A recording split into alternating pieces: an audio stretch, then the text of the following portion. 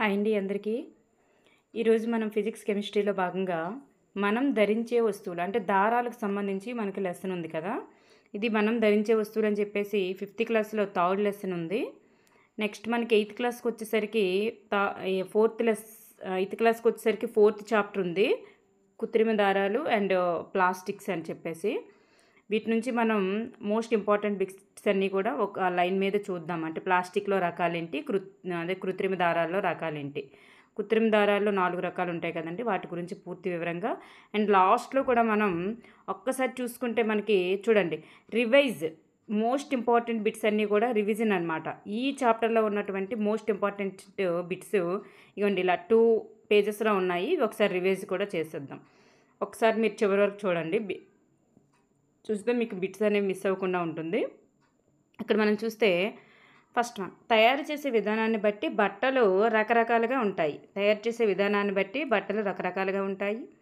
బట్టలు తయారు చేయడానికి వాడే ముడి సరుకులు ఏమిటి అంటే మొక్కలు మరియు జంతువులు. బట్టలు దేంతో తయారు చేస్తారంటే మొక్కలు మరియు జంతువులను అంటే ముడి సరుకులుగా తీసుకొని బట్టలను తయారు చేయడం జరుగుతుందన్నమాట.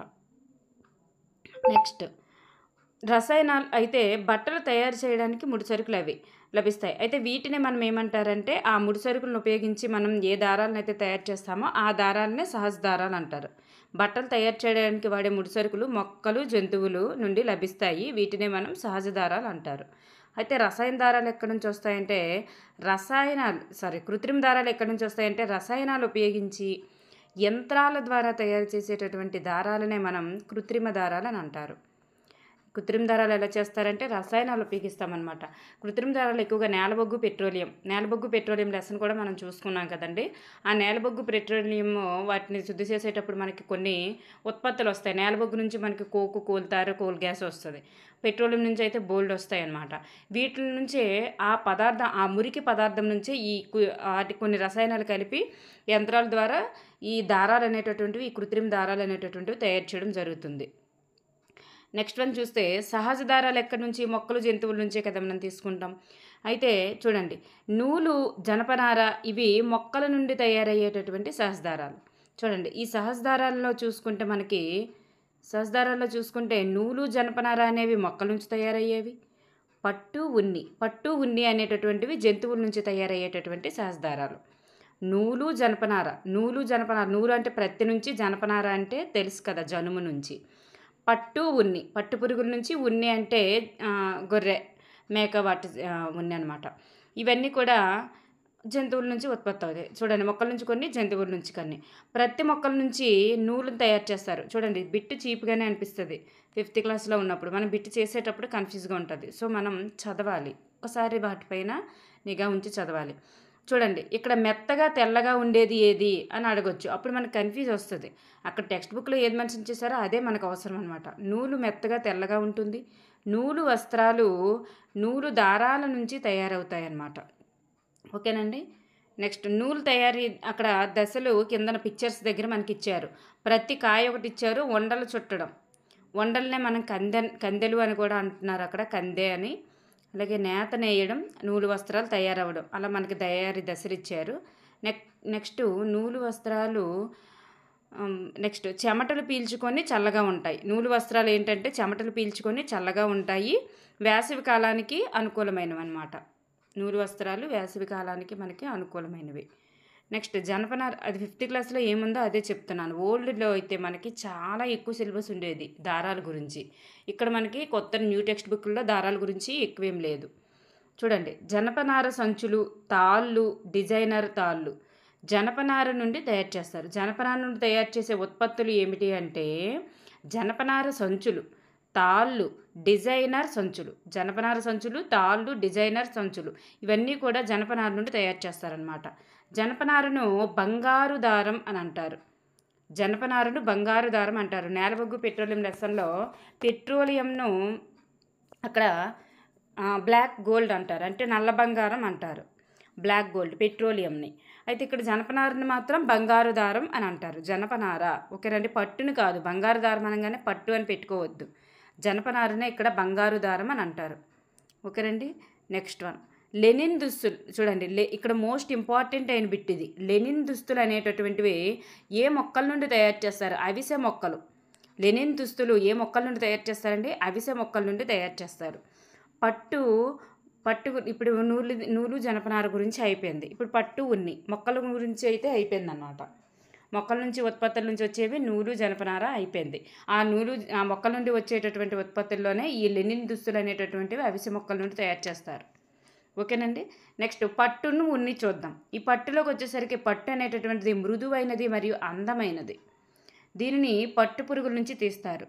పట్టు పురుగు యొక్క గొంగలి పురుగు అనేటటువంటిది ఏ ఆకులను తింటుందంటే మల్బరీ ఆకులను తింటూ కకూన్గా మారుతుంది. వీటిని ఉడికించి గొంగిలి పురుగుని చంపేస్తారు. నాణ్యమైన పట్టును కకూన్ల నుంచి తీస్తారనమాట. చూడండి, ఆ గొంగిలి పురుగు అనేటటువంటిది మల్బరీ ఆకులను తిని కకూన్గా మారుతుంది అనమాట. ఈ కకూన్గా మారినప్పుడు ఏంటంటే వీటిని ఉడికిస్తారు. ఈ కకూన్ని ఉడికించినప్పుడు ఈ గొంగిలి పురుగు అనేటటువంటిది చచ్చిపోద్ది. చనిపోయినాక ఆ నాణ్యమైన పట్టుని కకూన్ల నుంచి తీస్తారనమాట. అలా పట్టు తయారీ అవుతుంది.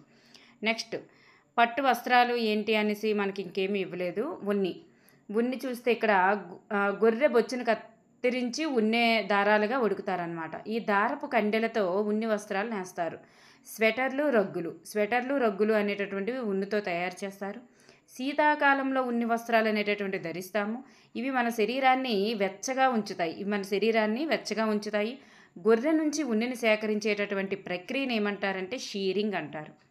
చూడండి, ఇక్కడ మనకి బిట్స్ ఏంటంటే స్వెటర్లు రగ్గులు తయారు చేస్తారు. శీతాకాలంలో ఉన్ని వస్త్రాలు ధరిస్తాము. ఇవి వెచ్చగా ఉంటాయి. మరియు షీరింగ్ అనేటటువంటిది గొర్రె నుండి ఉన్నిని సేకరించేటటువంటి ప్రక్రియ. నెక్స్ట్ గొర్రె నుంచి షీరింగ్ చేస్తారు. అంటే ఈ ఉన్ని తీసుకునేటటువంటి ప్రక్రియ, ఉన్ని వస్త్రాల తయారీ ప్రక్రియ చూస్తే గొర్రె బొమ్మ ఇచ్చారు, పిక్చర్ ఇచ్చారు. నెక్స్ట్ షీరింగ్ చేయడం ఇచ్చారు. నెక్స్ట్ ఉండలు చుట్టడం, అదే కండెలు అన్నారు కదా, దారపు కండెలు చేయడం, ఉండలు చుట్టడం. నెక్స్ట్ లాస్ట్కి స్వెటర్లు తయారీ అనమాట. అలా ఇచ్చారు మనకి. నెక్స్ట్ కృత్రిమ దారాలు అంటే ఏమిటి? పరిశ్రమల్లో రసాయనాల ద్వారా తయారు చేసేటటువంటి దారాలనే ఏమంటారంటే కృత్రిమ దారాలు అంటారు. అంటే పాలిస్టర్లు, terylene, rayon, nylon. Polyester, terylene, rayon, nylon. బాగా గుర్తుపెట్టుకోండి. చూడండి, ఈ పాలిస్టర్లో రకాలు ఉంటాయి. పాలిస్టర్లో కూడా అంటే 2 టైప్స్ ఆఫ్ ఉన్నాయి. టెర్లిను, రేయాను, నెక్స్ట్ నైలాన్. ఓకేనండి. వీటి గురించి డిఫరెంట్గా చూద్దాము. ఇక్కడ ఏంటనేది మాత్రమే చూడండి. ఈ కృత్రిమ దారాలకి ఇంకొక పేరేంటంటే సింథటిక్ దారాలు అని కూడా అంటారు. ఈ కృత్రిమ దారాలకి మనకి 8th క్లాస్కి వచ్చేసరికి ఇంకొక నేమ్ ఉందండి. చూడండి, కృత్రిమ దారాలకి సింథటిక్ దారాలు, రసాయన పదార్థాలను తయారు చేసేటటువంటి దారాలు అంటారు. వీటినే మానవ నిర్మిత దారాలని కూడా అంటారనమాట. ఎందుకంటే ఇవి సహజంగా లభించినప్పటికీ మనం తయారు చేస్తాం, సహజంగా లభించకుండా మనం తయారు చేస్తాం కాబట్టి రసాయనాలు ఉపయోగించి వీటిని మానవ నిర్మిత దారాలను కూడా అంటారనమాట. సింథటిక్ దారాలు, కృత్రిమ దారాలని మనం సింథటిక్ దారాలు మరియు సహజ దారాలు ఆల్రెడీ అయిపోయింది. ఇప్పుడు కృత్రిమ దారాలే కదా మనం నేర్చుకుంటున్నాం. కృత్రిమ దారాలని సింథటిక్ దారాలు మరియు మానవ నిర్మిత దారాలను కూడా అంటారు. ఇవి నాణ్యత ఎక్కువ. మనం పాలిస్టర్ ఎక్కువ యూజ్ చేస్తాం, దానికి నాణ్యత ఎక్కువ ఉంటుంది. కాటన్ వేగంగా చిరిగిపోతూ ఉంటాయి అన్నమాట, నలిగిపోవడం, చిరిగిపోవడం. దీనికి నాణ్యత ఎక్కువ, అలాగే మన్నిక కూడా కలిగి ఉంటాయి. వర్షాకాలంలో చూడండి, అక్కడ మనకి ఇది ఒక బిట్ అనేటటువంటిది ఇచ్చారు. వర్షాకాలంలో ఉపయోగించేటటువంటి గొడుగులు, రెయిన్ కోట్లు జల నిరోధిత గుడ్డతో తయారు చేస్తారు అనేటటువంటిది బిట్ ఇచ్చారు. Most important. ఓకేనండి. లెనిన్ వస్త్రాలు అక్కడ మనకి చూడండి, ఇక్కడ ఒకటి మనకి బిట్ వచ్చింది, ఇది ఇంపార్టెంట్. లెనిన్ దుస్తులు అవిసె మొక్కల నుండి తయారు చేస్తారు, ఇదొకటి గుర్తుపెట్టుకోండి బాగా. నెక్స్ట్ మనం ధరించేటటువంటి దుస్తులు మన శరీరాన్ని కాపాడడమే కాకుండా మన సంస్కృతికి, చూడండి, మన సంస్కృతిని కూడా ప్రతిబింబిస్తాయి అన్నమాట. మన సంస్కృతి సాంప్రదాయాలను కూడా ప్రతిబింబిస్తాయి.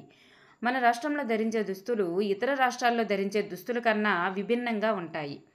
కేరళలో చూడండి, ఇది మోస్ట్ ఇంపార్టెంట్, ఇది కూడా గుర్తుపెట్టుకోండి. మనకి మ్యాచ్ ద ఫాలోయింగ్గా ఇచ్చే అవకాశం ఉందన్నమాట. ఇలాంటివి మనకి మ్యాచ్ ద ఫాలోయింగ్గా ఇచ్చేటటువంటి అవకాశం ఉంటుంది. చూడండి, కేరళలో మగవాళ్ళు ఏం ధరిస్తారంటే లుంగీలు, మనకు తెలిసిందే, లుంగీలు ఎక్కువగా ధరిస్తారు. రాజస్థాన్లో మగవాళ్ళు కుర్తా ధరిస్తారు. పంజాబీ టైప్లో ఉంటుంది. నెక్స్ట్ తమిళనాడులో మగవాళ్ళు ఏం ధరిస్తారంటే తమిళనాడులోకి వచ్చేసరికి చొక్కా ధోతి అనేటటువంటిది ధరిస్తారు. కేరళలో లుంగి, రాజస్థాన్లో కుర్తా, తమిళనాడుకి వచ్చేసరికి చొక్కా ధోతి అనేటటువంటి ధరిస్తారు.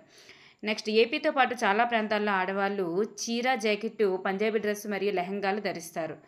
వయస్సును బట్టి బట్టలను ధరిస్తారు. చూడండి మనకి సెంటెన్సెస్ కిందన 4 ఇచ్చేసి క్రింది వాటిలో ఎన్ని సరైనవి ఏవి అని చెప్పేసి ఇస్తారు. అప్పుడు మనకి ఆ సెంటెన్స్ కరెక్షన్స్ దగ్గర మనకు అవసరం అవుతుందన్నమాట. అంటే కరెక్షన్ ఏది సరైనదని చెప్పేటప్పుడు వయసును బట్టి ధరిస్తారు ఇలాంటివేవో 4 సెంటెన్సెస్ ఇస్తాడు. అప్పుడు ఏది స్టేట్మెంట్ కరెక్ట్ అయిందో మనకి ఎలా తెలుస్తుంది? ఇలాంటివి తెలుస్తుంది ఒకసారి చూస్తేనే కదా మనకు అర్థమవుతుంది. సంస్కృతి సాంప్రదాయాలను ప్రతిబింబిస్తాయని, వయసును బట్టి ధరిస్తారని ఇవి తెలియాలన్నమాట. వయసును బట్టి బట్టలు ధరిస్తారు. నెక్స్ట్ ప్రజలు వాడేటటువంటి దుస్తులు వేటిపై ఆధారపడి వేరువేరుగా ఉంటాయి అంటే వాటి యొక్క సౌకర్యము మరియు వాతావరణం. ఎందుకు వేరువేరు అయినటువంటి బట్టలను ధరిస్తారు? ఒక్కొక్క ప్రాంతంలో ఒక్కొక్క రకమైన వేరువేరు దుస్తులను ఎందుకు ధరిస్తారంటే అక్కడ ఉన్నటువంటి సౌకర్యానికి, వాతావరణానికి అవసరానికి తగ్గట్లుగానే వాళ్ళు వేరువేరు దుస్తులు ధరించడం జరుగుతుంది. నెక్స్ట్ చూస్తే మనకి చలి ప్రాంతాల్లో ఎలాంటి దుస్తులు ధరిస్తారంటే ఉన్ని దుస్తులు, వేడి ప్రాంతాల్లో నూలు దుస్తులు, అలాగే చిన్నపిల్లలు వచ్చేసరికి మృదువైన దుస్తులు ధరించడం జరుగుతుందన్నమాట.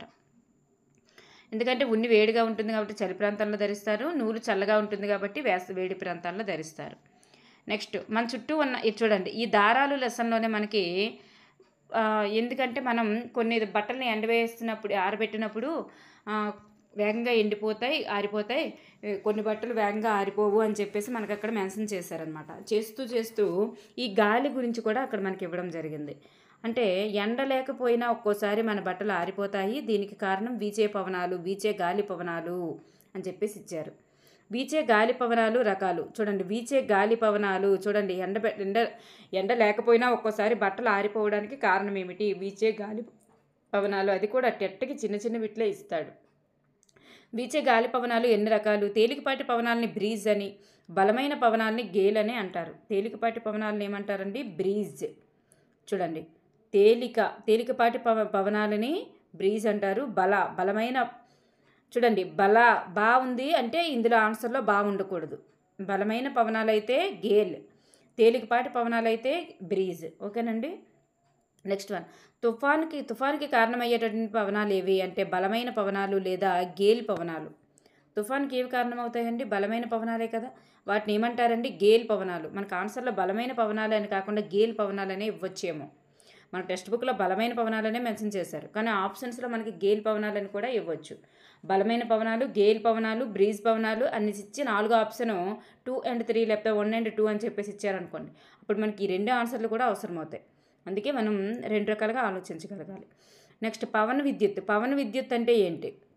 గాలి మరల ద్వారా విద్యుత్ ఉత్పత్తి చేయడం జరుగుతుంది.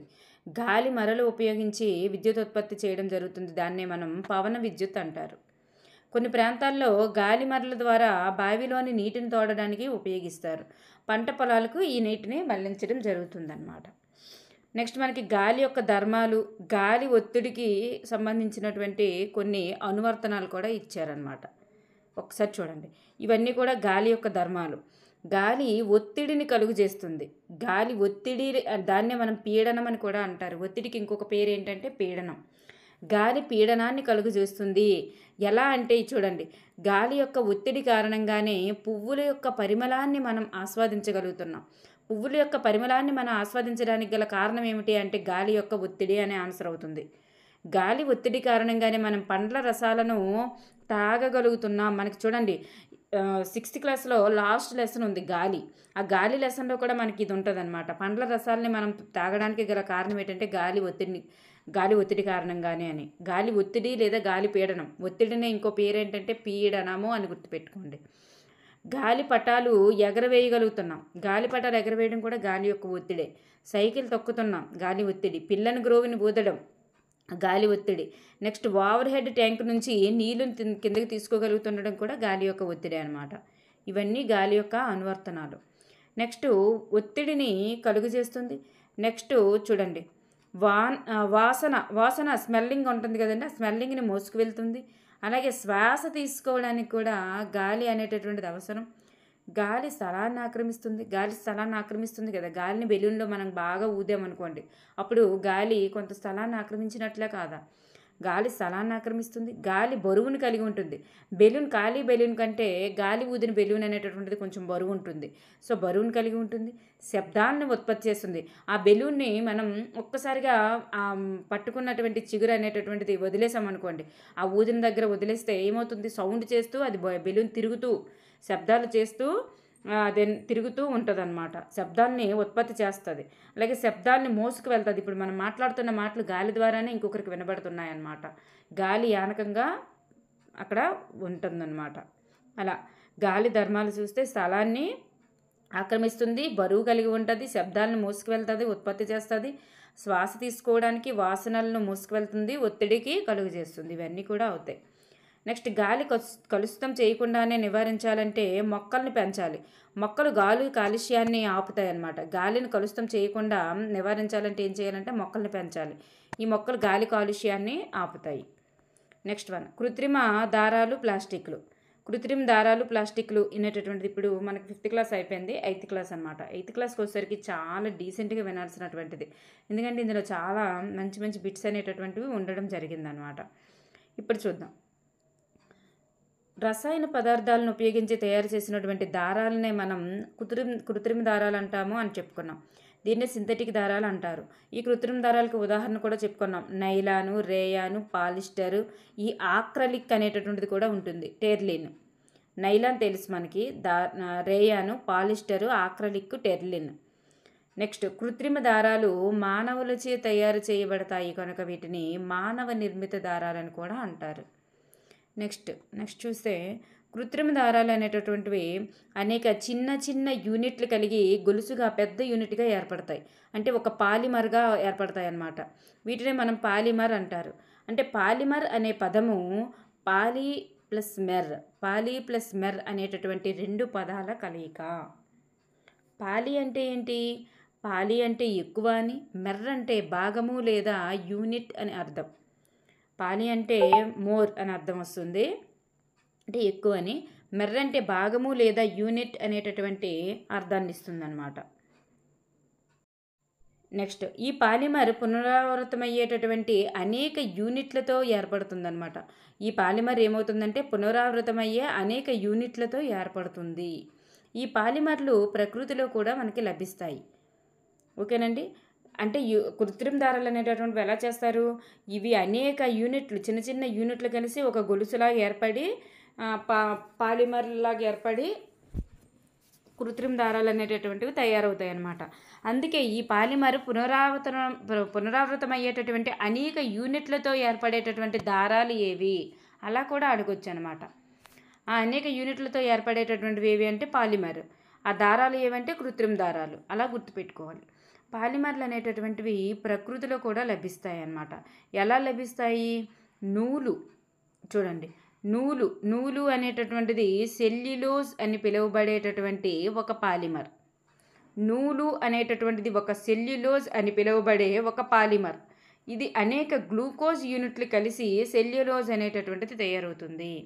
సెల్యులోజ్ ఎలా పాలిమర్ అయ్యింది? అనేక చిన్న చిన్న యూనిట్లు కలిపితేనే కదా పాలిమర్ అని అంటున్నాం. అందువల్ల గ్లూకోజ్ అనేటటువంటి చిన్న చిన్న యూనిట్లన్నీ కలిసి సెల్యులోజ్ అనేటటువంటిది ఏర్పడింది. ఈ నూలు అనేటటువంటిది సెల్యులోజ్ పదార్థం అని పిలువబడేటటువంటి ఒక పాలిమర్. ఇది మోస్ట్ ఇంపార్టెంట్ బిట్. ఓకేనండి. నెక్స్ట్, ఇప్పుడు కృత్రిమ దారాలకు వచ్చేసరికి రేయాన్ గురించి ఫస్ట్ ఇచ్చారమ్మ. మీకు రేయాన్ అనగానే మీకు ఏం గుర్తుకు రావాలంటే ఇది ఒక కృత్రిమ పట్టు అని గుర్తుకు రావాలి. రేయాన్ అనగానే మీకు ఏం గుర్తుకు రావాలంటే ఇది ఒక కృత్రిమ పట్టు అని గుర్తుకు రావాలి. నెక్స్ట్, సెల్యులోజుతో, ఇది కూడా సెల్యులోజుతో తయారు చేయబడ్డ కృత్రిమ పట్టుదారం. సెల్యులోజుతో తయారు చేయబడ్డ సహజ పట్టుదారం ఏది అంటే నూలమ్మ. ఎందుకంటే అది సహజ పట్టుదారం. సహజ దారం ఏంటి? నూలు, ఉన్ని, ఇవన్నీ కూడా మనకి సహజ దారాలు కదా. అయితే ఈ సహజ పట్టుదారము సెల్యులోజ్తో తయారు చేయబడినటువంటి పాలిమర్ అయినప్పటికీ అది సహజ పట్టుదారము. ఇది సెల్యులోజ్తో తయారు చేయబడినప్పటికీ కూడా ఇది కృత్రిమ పట్టుదారము. ఓకేనండి. అయితే ఇప్పుడు చూడండి, 19వ శతాబ్దము చివరి వరకు కూడా శాస్త్రవేత్తలు ఈ దారాన్ని చివరి నాటికి ఈ శాస్త్రవేత్తలు ఈ దారాన్ని తయారు చేశారనమాట. రసాయన పద్ధతిలో ఎందుకంటే కృత్రిమ దారాలు అంటేనే రసాయన పద్ధతిలో తయారు చేస్తారు. దేని నుంచి తయారు చేస్తారు? మరి సెల్యులోజ్ అంటే చెట్ల నుంచే కదా రావాలి, చెట్లు మొక్కల నుంచే కదా సెల్యులోజ్ అంటే ఇది సెల్యులోజ్తో తయారు చేయబడి కృత్రిమ దారం అన్నాం కాబట్టి ఇది కలపగుజ్జు నుంచి తయారవుతుందన్నమాట. రేయాన్ అనేటటువంటిది కృత్రిమ పట్టు అయినప్పటికీ ఇది కలపగుజ్జుతో తయారవుతుంది. ఇది సెల్యులోజ్తో తయారు చేయబడ్డ కృత్రిమ దారము. 19వ శతాబ్దం నాటికి కూడా ఈ దారాన్ని చివరి నాటికి దారాన్ని తయారు చేయడం జరిగిందనమాట. నెక్స్ట్ ఇవి మానవ నిర్మిత దారం. కృత్రిమ దారాలన్నీ మానవ నిర్మిత దారాలే. నెక్స్ట్ ఇది పట్టుకుంటే ఇది పట్టు కంటే చవకైనది, పట్టులా అనిపిస్తుంది, పట్టు కంటే చవకైనది, పట్టు దారం లాగానే నేయవచ్చు. రేయాన్ ప్లస్ నూలు కలిపేసి ఏం చేస్తారు? ఆ సెల్యులోజు ఈ సెల్యులోజ్ది కలిపేసి ఏం చేస్తారంటే దుప్పట్లు తయారు చేస్తారు. రేయాన్తో బ్యాండేజీ లంగోటీలు తయారు చేస్తారు. ఓకేనండి. రేయాన్కి వచ్చేసరికి మీకు కలపగుజ్జు అని, ఇది సెల్యులోజ్తో తయారు చేయబడే కృత్రిమ దారం అనేటటువంటి ఆలోచన రావాలి. ఇది కృత్రిమ పట్టు అనేటటువంటి ఆలోచన కూడా రావాలన్నమాట. ఓకేనండి. నెక్స్ట్ వన్ కృత్రిమ పట్టు దారము. నెక్స్ట్ వన్ నైలాన్కి వచ్చేసరికి ఈ నైలాన్ అనేటటువంటిది నేలబొగ్గు నీరు గాలి నుండి తయారు చేయబడినటువంటి కృత్రిమ దారం. 1931లో ఎటువంటి సహజ ముడి పదార్థాలు అంటే మొక్క లేదా జంతువుల నుంచి ఈ రెండింటి నుండి ఉపయోగించకుండా నైలాన్ని తయారు చేయడం జరిగింది. అంతే మరి కృత్రిమ దారాన్ని తయారు చేశారు. నైలాన్ అనేటటువంటి కృత్రిమ దారాన్ని ఎప్పుడు తయారు చేశారంటే 1931లో తయారు చేయడం జరిగింది. నైలాన్ అనేటటువంటి దేని యొక్క మిశ్రమంతో తయారు చేస్తున్నారండి? నేలబొగ్గు నుంచి పెట్రోలియం ఉత్పత్తుల నుంచి కృత్రిమ దారాలు తయారు చేస్తున్నారని ఆల్రెడీ చెప్పుకున్నాం. నేలబొగ్గు నీరు గాలి నుంచి వీటిని తయారు చేయడం జరుగుతుంది. అలాగే ఇది మొట్టమొదటి సంపూర్ణ కృత్రిమ దారం ఏదంటే మనకి నైలాన్ అని గుర్తుపెట్టుకోవాలి. సంపూర్ణ కృత్రిమ దారం. ఇది మెరుపును కలిగి ఉంటుంది, సులువుగా ఉతుక్కోవచ్చు. ఈ దుస్తుల తయారీలో ఎక్కువగా ప్రాచుర్యంలోకి వచ్చింది. నైలాన్ ఉత్పత్తులను గురించి ఒకసారి చూస్తే మనకి మేజోళ్ళు, గుడారాలు, తెరలు, త్రాళ్ళు, పళ్ళు త్రోముకునేటటువంటి బ్రష్లు, నిద్రకు ఉపయోగించేటటువంటి సంచులు. మేజోళ్ళు, గుడారాలు, తెరలు, త్రాళ్ళు, పళ్ళు తోముకునేటటువంటి బ్రష్లు, నిద్రకు ఉపయోగించేటటువంటి సంచులు. ఇవన్నీ కూడా నైలాన్ యొక్క ఉత్పత్తులే. మేజోళ్ళు, గుడారాలు, తెరలు, త్రాళ్ళు, పళ్ళు తోముకునేటటువంటి బ్రష్లు, నిద్రకు ఉపయోగించేటటువంటి సంచులు. బాగా గుర్తుపెట్టుకోండి. పళ్ళు తోముకునే బ్రష్లు నైలాన్, నిద్రకు ఉపయోగించే సంచులు ఇవన్నీ. నెక్స్ట్ నైలాన్తో పారాచూట్ తాళ్ళు. ఇది మోస్ట్ ఇంపార్టెంట్. పారాచూట్ తాళ్ళు పర్వతాలు ఎక్కడానికి ఉపయోగించేటటువంటి తాళ్ళు. ఎందుకంటే ఈ తాళ్ళు నైలాన్ అనేటటువంటిది స్టీల్ కంటే బలమైనది కాబట్టి పారాచూట్ తాళ్ళు మరియు పర్వతాలు ఎక్కడానికి ఉపయోగించే తాళ్ళను తయారు చేస్తారనమాట నైలాన్తో. మోస్ట్ ఇంపార్టెంట్ ఈ బిట్. స్టీల్ కంటే బలమైనది ఒకటి. నెక్స్ట్ చూడండి, ఇందులో మోస్ట్ ఇంపార్టెంట్ బిట్స్ 4 ఉన్నాయి. చూస్తే నేలబొగ్గు నీరు గాలి నుండి తయారు చేయబడిన కృత్రిమ దారము 1931లో తయారు చేయడం జరిగింది. ఇది సంపూర్ణ కృత్రిమ దారము. అలాగే నైలాన్ ఉత్పత్తులు చూసుకోండి. నైలాన్ ఉత్పత్తులు అలాగే త్రాళ్ళు అని వచ్చిందంటే ఇది నైలాన్ అనమాట. అదే పారాచూట్ తాళ్ళు ఇవి. నెక్స్ట్ నైలాన్ దారం అనేటటువంటిది బలంగా మరియు స్థితిస్థాపకత కలిగి ఉంటుంది. స్థితిస్థాపకత కూడా కలిగి ఉంటుంది అనమాట. నైలాన్ దారము స్టీలు తీగ కంటే బలమైనదంట నైలాన్ దారం. చూసుకోండి. ఓకేనండి. రేయాన్ నైలాన్ అయ్యింది. ఇప్పుడు పాలిస్టర్కి వచ్చేసరికి ఇది ఒక కృత్రిమ దారం, అందరికీ తెలిసిందే. ఇది వస్త్రం ముడుచుకుపోదు. ఇది మెయిన్ పాయింట్ అమ్మ. వస్త్రం ముడుచుకుపోదు. టెర్లిన్ అనేది ప్రసిద్ధి పొందినటువంటి పాలిస్టర్ అనేటటువంటిది టెర్లిన్ ఒకటి, పెట్ ఒకటి. ఈ 2 గుర్తుపెట్టుకోండి. టెర్లిను, పెట్. ఇది ఫస్ట్ పాలిస్టర్, ఇది రెండవ పాలిస్టర్ అనమాట. రెండవ రకానికి చెందినది. టెర్లిన్ అనేటటువంటిది ప్రసిద్ధి పొందినటువంటి పాలిస్టరు బలంగా మరియు తేలిగ్గా ఉంటుంది. ఇది అతి సన్నని దారాలుగా చేయవచ్చు. ఇతర దారాల మాదిరిగా కూడా ఉడకవచ్చు అనమాట. అతి సన్నని దారాలుగా చేయవచ్చు ఏది అంటే పాలిస్టర్. టెక్స్ట్ బుక్లో ఏది ఇస్తే అది మనకి ఇంపార్టెంట్. ఇది బలంగా మరియు తేలిగ్గా ఉంటుంది. ముడుచుకుపోదు అనేది మెయిన్ ఇంపార్టెంట్. ముడుచుకుపోదు, సన్నని దారాలుగా చేయవచ్చు. ఓకేనండి. నెక్స్ట్ పెట్ అనేటటువంటిది రెండవ రకానికి చెందినటువంటి పాలిస్టర్. పెట్ పాలీ ఎథిలిన్ టెరాప్తలేట్. పెట్ యొక్క ఫుల్ ఫామ్ ఏంటంటే పాలీ ఇథిలిన్ టెరాప్తలేట్ అనేటటువంటిది ఫుల్ ఫాము. ఇది పాలిస్టర్ యొక్క మరొక రూపం అనమాట. ఫస్ట్ది టెర్లిన్, రెండవది పెట్. అయితే ఈ పెట్టను ఎక్కడ ఉపయోగిస్తున్నారంటే సీసాలు, వంట పరికరాలు, ఫిల్ములు, తీగలు, బాటిల్స్, జార్లు తయారీకి వాడతారనమాట. సీసాలు, వంట పరికరాలు, ఫిల్ములు, తీగలు, బాటిల్స్, జార్లు తయారీకి వాడతారు. పెట్టను దేనికి వాడతారండి? సీసాలకి వాడతారు, వంట పరికరాలకి వాడతారు, ఫిల్ములు, అలాగే తీగలు, బాటిల్స్, జార్లు వీటి తయారీకి వాడతారనమాట. చూసుకోండి.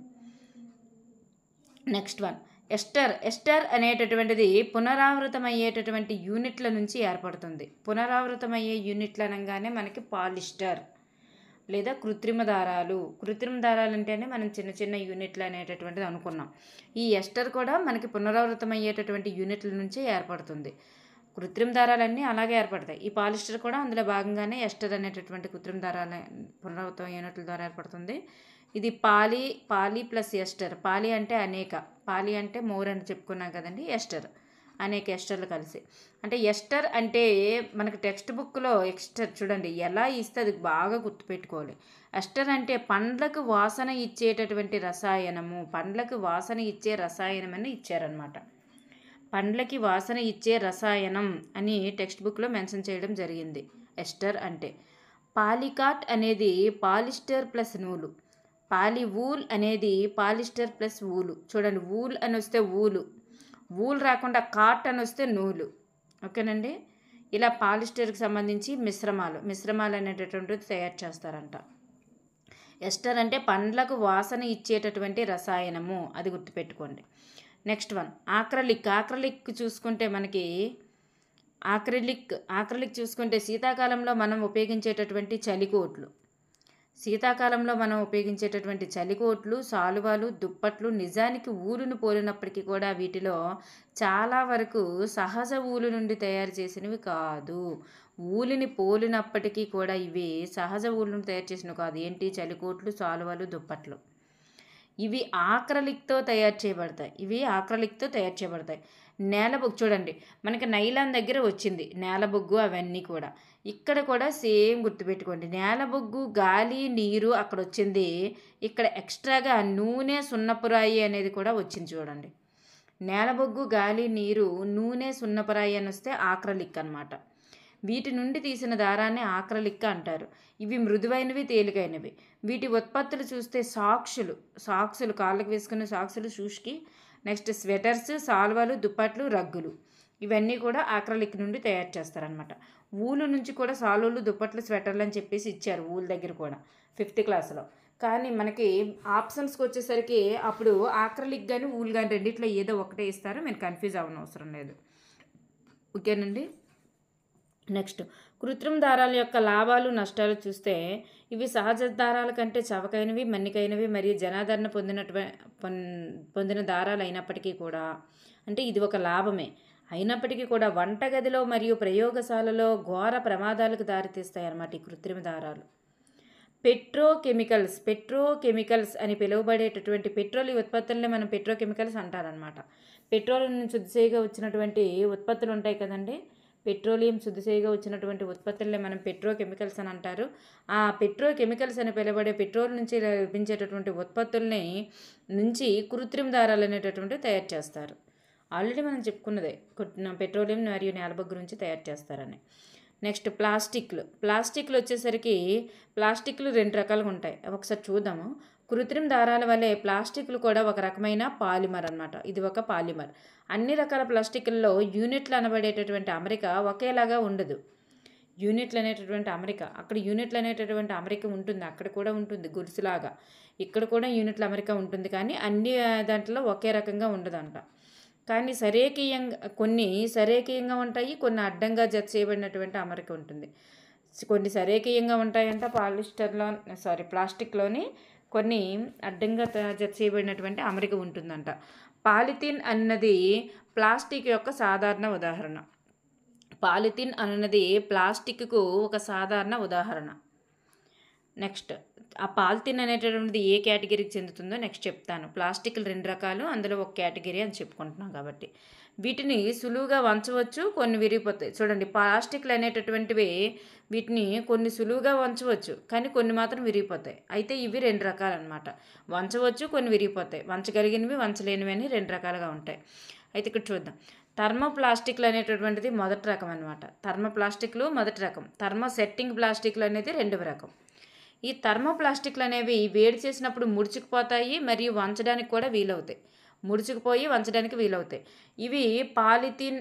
చూడండి, వీటికి ఎగ్జాంపుల్ ఏంటంటే పాలిథిన్ మరియు పీవీసీలు.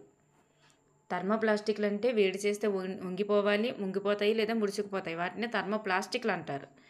వీటికి ఉదాహరణ ఏంటంటే ప్లాస్టిక్, పీవీసీ. ప్లాస్టిక్ని మనం వేడి చేసిన పీవీసీ పైపులు ఉంటాయి కదండి, మనం కొలై వాటర్ సప్లైయింగ్ కోసం, కరెంట్ సప్లై కోసం వేసేది కూడా పీవీసీ పైపులే. ఇవన్నీ కూడా మనకి అవి వేడి చేస్తే కొంచెం దగ్గర అవుతాయి, ముడుచుకుంటాయి అన్నమాట. ఇవి దేంతో తయారు చేస్తారంటే థర్మోప్లాస్టిక్లు అనమాట, వీటిని అంటారు. ఇవి పాలీ ప్లస్ ఇథినే పాలిథిన్ అనమాట ఫుల్ ఫాము. మీనింగ్స్ అక్కడ మనకి ఇవ్వలేదు.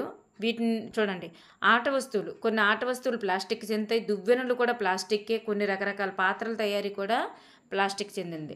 ఆట వస్తువులు, దువ్వెనలు ఇవి ఏ ప్లాస్టిక్లు అండి? థర్మోప్లాస్టిక్స్ వంచడానికి లేదా వేడి చేస్తే ముడుచుకుపోయేవి.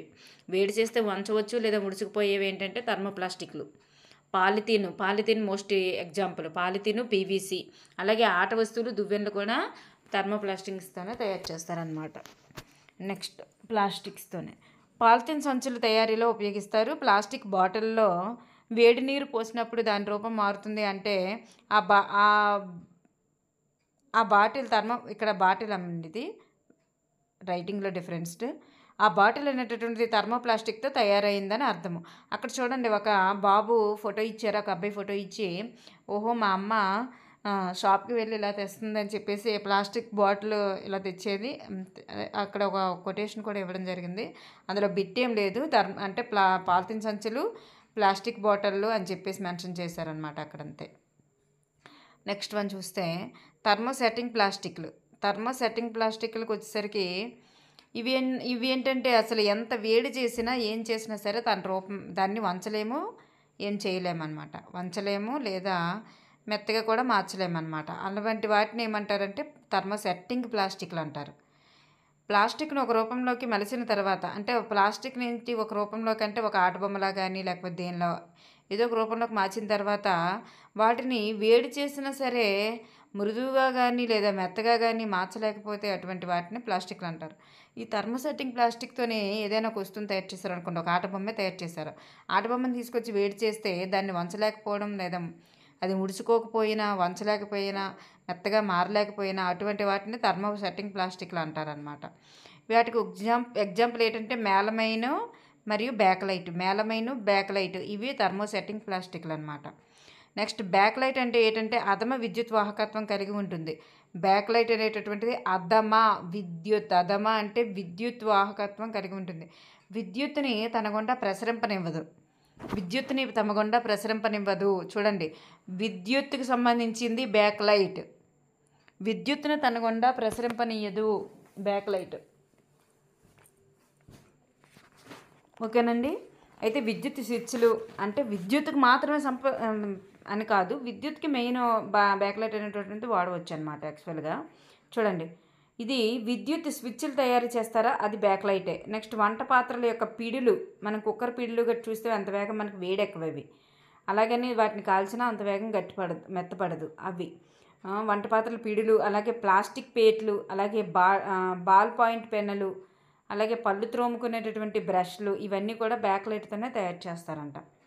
నెక్స్ట్ మేలమైన్కి వచ్చేసరికి బహుళ ప్రయోజనకర పదార్థము అని మెన్షన్ చేశారు.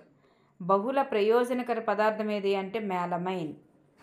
ఇది మంటలను నిరోధించడమే కాకుండా ఇది ప్లాస్టిక్ల కంటే ఎక్కువ వేడిని తట్టుకోగలదంట. ఇవి ఫ్లోర్ టైల్స్, వంట సామాగ్రి, అలాగే మంటలను నిరోధించేటటువంటి బట్టల తయారీలో ఉపయోగించేది. చూడండి, మంటలను నిరోధించే బట్టల తయారీలో ఏది ఉపయోగిస్తారంటే మేలమైన్. గుర్తుపెట్టుకోండి బాగా. ఓకేనండి. నెక్స్ట్ వన్, లోహాలతో పోల్చితే ప్లాస్టిక్లు వచ్చేసరికి తేలిగ్గా ఉండడం వలన దీన్ని కార్లు, విమానాలు మరియు అంతరిక్ష నౌకల్లో కూడా ఉపయోగిస్తున్నారు. ఈ మధ్యన ప్లాస్టిక్ను ఉపయోగిస్తున్నారు అనమాట. ప్లాస్టిక్ అనేది చర్యాశీలత కలది. అలాగే విద్యుత్ తీగలకు తొడుగులుగా ఉపయోగిస్తారు. స్క్రూ డ్రైవర్లకు పిడులుగా ఉపయోగిస్తారు. పెనములకు పిడులుగా ఉపయోగిస్తారు. ఇవి ప్లాస్టిక్లో ఉపయోగిస్తారనమాట. అయితే వైద్య రంగంకి వచ్చేసరికి ప్లాస్టిక్ని ఎలా ఉపయోగిస్తున్నారంటే ట్యాబ్లెట్ ప్యాకేజింగ్ కోసం, గాయాల కట్ల కోసం, దారాలకి, సిరంజిలకి, వైద్యుల యొక్క చేతి తొడుగులకు కూడా ఈ వైద్య రంగంలో ఉపయోగించడం జరుగుతుంది. నెక్స్ట్కి వచ్చేసరికి చూడండి, మైక్రోవేవెన్ తయారీలో కూడా మైక్రోవేవెన్ కూడా ప్లాస్టిక్తో తయారవుతుంది. చూడండి, అక్కడ మనకు ఒకటి ఇచ్చారు ఏంటంటే ప్లాస్టిక్తో తయారైనప్పటికీ కూడా అది చూడండి ఎంత మనం ఆహార పదార్థాన్ని వేడి చేయడం కోసం పెడతాము, చాలా వేడి పెట్టినప్పటికీ కూడా మైక్రోవేవెన్కి ఏమీ జరగదు. అంటే ఆ ప్లాస్టిక్ ఎంత గట్టిదో అని అర్థం అనమాట. అలా ఇచ్చారు. మైక్రోవేవెన్ కూడా ప్లాస్టిక్తోనే తయారవుతుంది. టెఫ్లాన్ చూడండి, టెఫ్లాన్ ఇక్కడ మోస్ట్ ఇంపార్టెంట్ బిట్ ఇది. టెఫ్లాన్ అనేది నూనె మరియు నీరు అంటుకొని ప్రత్యేకమైనటువంటి ప్లాస్టిక్ వంట పాత్రల తయారీలో వాడతారు. టెఫ్లాన్ అనేటటువంటిది వంట పాత్రల తయారీలో వాడతారని గుర్తుపెట్టుకోవాలి. ఇది నూనె మరియు నీరు అంటుకొని ప్రత్యేకమైనటువంటి ప్లాస్టిక్. ఇప్పుడు ఈ మధ్యన కొత్తగా వచ్చింది దోశ తవాలు ఉంటాయి, వాటి మీద అంత వేగం మనం వాటర్ వేసినా కానీ నీరు ఏది అంటుకోదు. నూనె కూడా వేయకుండా మనం దోశ తవ పైన అట్లు వేసుకోవచ్చు అనమాట. అది టెఫ్లాన్తో తయారవుతుంది దోశ తవ. కానీ ఇప్పుడు చాలా వరకు మనకి కుకింగ్ పాత్రలు అనేటటువంటి వచ్చాయి, కర్రీస్ వండుకునేవి కూడా. అది నూనె కానీ వాటర్ కానీ ఏది కూడా అంటదన్నమాట. టెఫ్లాన్ అని గుర్తుపెట్టుకోండి. నెక్స్ట్ అగ్ని నిరోధక ప్లాస్టిక్ ఇప్పుడే మనం చెప్పుకున్నాం. మంటలను నిరోధించే ప్లాస్టిక్ అని చెప్పేసి మేలమైన్ కోసం ఇచ్చుకున్నాం లాస్ట్ పాయింట్ ఇక్కడ. అదే అనమాట. ఇక్కడ చూడండి, అగ్ని నిరోధక ప్లాస్టిక్ దేంతో తయారు చేస్తారైతే దీన్ని బట్టి చూస్తే అగ్ని నిరోధక ప్లాస్టిక్ మేలమైన ప్లాస్టిక్ పూతతో తయారు చేయబడినటువంటి వస్తువులు. ఇవి మంటలకు నిరోధంగా తయారు చేస్తారనమాట. అగ్ని నిరోధక ప్లాస్టిక్ దేంతో తయారు చేస్తారంటే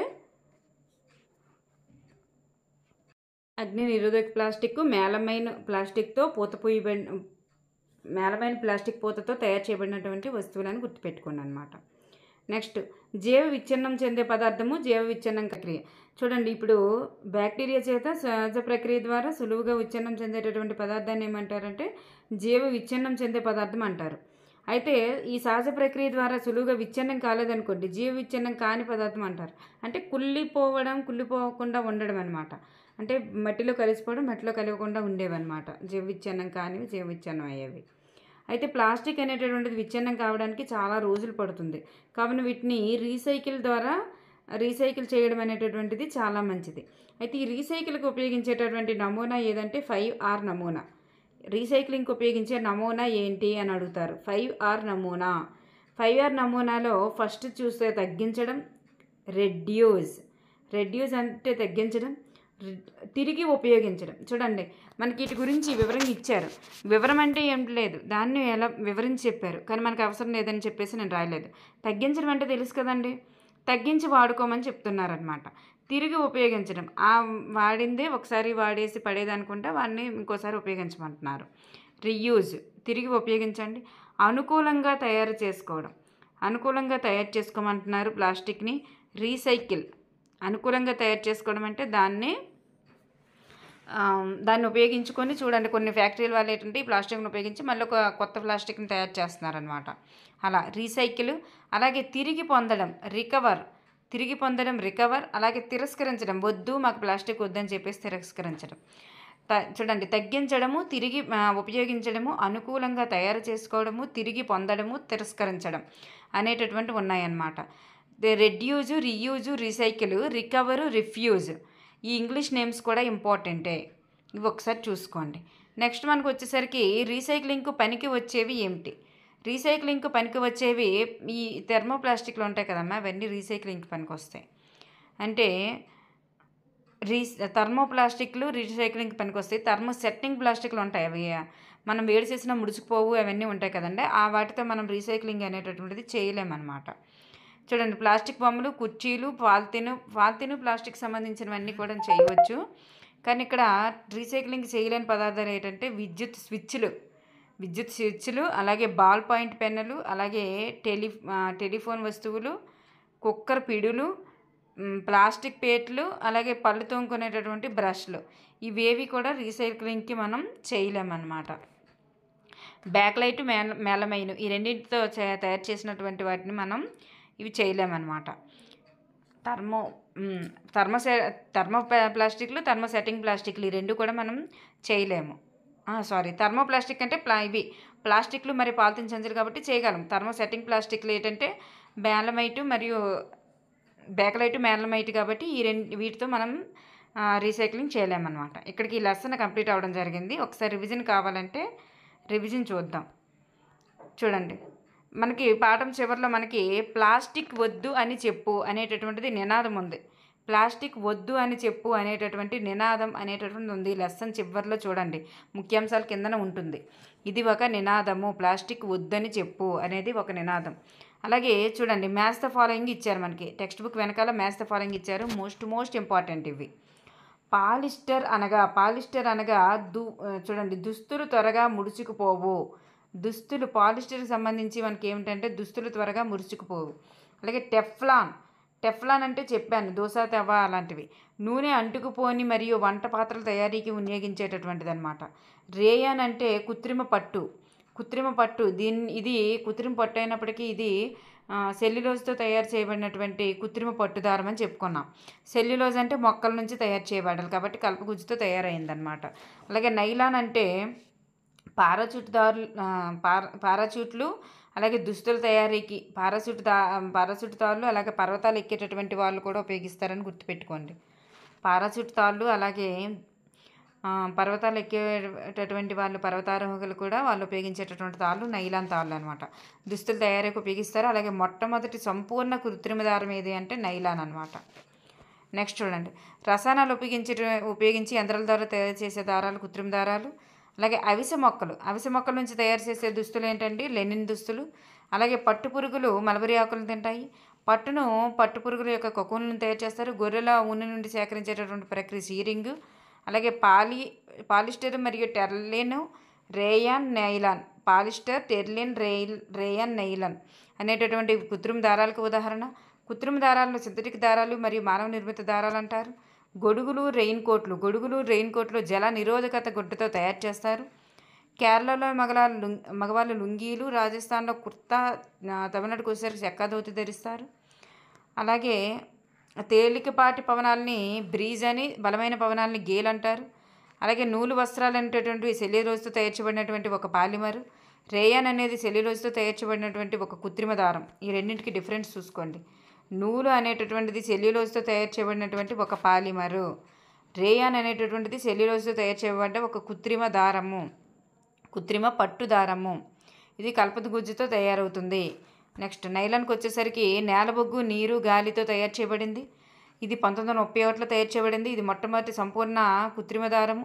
పారాచూట్ తాళ్ళు, పర్వతాలు ఎక్కే తాళ్ళు తయారు చేస్తారు. నైలాన్ స్టీల్ కంటే బలమైనది. ఓకేనండి. నెక్స్ట్ పాలిస్టర్కి వచ్చేసరికి వస్త్రం అనేటటువంటిది ముడుచుకుపోదని గుర్తుపెట్టుకోండి. టెర్లిన్ అనేటటువంటిది మొదటి రకం పాలిస్టర్. ఇది ప్రసిద్ధి పొందినటువంటి పాలిస్టర్. పెట్ అనేటటువంటిది పాలిఇథైలిన్ టెరప్తలేటు. ఇది రెండవ రకానికి చెందినది. ఇందులో ఎస్టర్ అనేటువంటి పునరావృతమైన యూనిట్లుగా ఉంటుంది. ఎస్టర్ పండ్లకు వాసన ఇచ్చేటటువంటి పదార్థం అని గుర్తుపెట్టుకోండి. పాలిస్టర్కి వచ్చేసరికి అక్రలిక్ వచ్చేసరికి నేలబొగ్గు, నీరు, గాలి, నూనెతో తయారవుతుంది. సాక్సులు, దుప్పట్లు, సాలువాలు, రగ్గుల తయారీకి ఉపయోగిస్తారు. సహజ ఊలులా అనిపించేటటువంటి కృత్రిమ ఊలుకి సంబంధించినదే ఆక్రలిక్ అనమాట. సహజ ఊలులా అనిపించేటటువంటి కృత్రిమ ఊలు ఏదంటే ఆక్రలిక్. సాక్సులు, దుప్పట్లు, సాలువాలు, రగ్గుల తయారీ. నేలబొగ్గు, నీరు, గాలి, నూనె మరియు సున్నపరాయి కూడా ఉంటుందమ్మా. నేను రాయలేదు చూసుకోండి. సున్నపరాయితో కూడా తయారవుతుందన్నమాట. ఇది ప్లాస్టిక్ అనేటటువంటిది రెండు రకాలుగా ఉంటుంది. థర్మో ప్లాస్టిక్లు మరియు థర్మోసెట్టింగ్ ప్లాస్టిక్లు. థర్మోప్లాస్టిక్ వచ్చేసరికి పాలిథిన్ మరియు పీవీసీలు. ఈ థర్మోప్లాస్టిక్లు అనేటటువంటివి మనం రీసైక్లింగ్కి చేయవచ్చు. ఇవి వేడి చేస్తే ముడుచుకుపోతాయి, వంగిపోతాయి. అలాగే ఆట వస్తువులు, దువ్వెనలు అనేటటువంటి ప్లాస్టిక్ సంబంధించినవి. ఈ పాలిథిన్ సంచులు మరియు పాలిథిన్ బాటిల్స్, ప్లాస్టిక్స్ ఇవన్నీ కూడాను థర్మోప్లాస్టిక్ సంబంధించినవన్నమాట. థర్మో సెట్టింగ్ ప్లాస్టిక్ వచ్చేసరికి మేలమైన్, బేకలైట్ ఇవి వేడి చేస్తే ముడుచుకుపోవు, వంగవు. బేకలైట్ అనేటటువంటిది అధమ విద్యుత్ వాహకత్వం కలది. ఇది మోస్ట్ ఇంపార్టెంట్ గుర్తుపెట్టుకోండి. మేలమైన్ అనేటటువంటిది బహుళ ప్రయోజనక పదార్థము. ఇది కూడా మోస్ట్ ఇంపార్టెంట్ గుర్తుపెట్టుకోండి. మేలమైన్కి వచ్చేసరికి ఫ్లోర్ టైల్స్, వంట సామాగ్రి, మంటలను నిరోధించేటటువంటి పదార్థం ఏదంటే మేలమైన్. మంటలను నిరోధించే పదార్థము, బహుళ ప్రయోజన పదార్థం ఏదంటే మేలమైన్. బేకలైట్కి వచ్చేసరికి అధమ విద్యుత్ వాహకత్వం కలది. విద్యుత్ స్విచ్లు మరియు వంట పాత్రల పిడులు, అలాగే బాల్ పాయింట్ పెన్నులు, పళ్ళు తోముకునే బ్రష్లు, ప్లాస్టిక్ పీటలు కూడా తయారు చేస్తారు. అలాగే టెఫ్లాన్ కూడా గుర్తుపెట్టుకోండి, నూనె నీరు అంటున్నటువంటి పదార్థంతో తయారు చేస్తారని. అలాగే అగ్ని నిరోధక ప్లాస్టిక్ ఏదంటే మేలమైన్ ప్లాస్టిక్. ఫైబర్ నమూనా కూడా గుర్తుపెట్టుకోండి. తగ్గించడము, తిరిగి పొందడం, అనుకూలంగా తయారు చేసుకోవడం, తిరిగి పొందడం, తగ్గించడం, తిరిగి ఉపయోగించడం, అనుకూలంగా తయారు చేయడం, తిరిగి పొందడము, తిరస్కరించడం.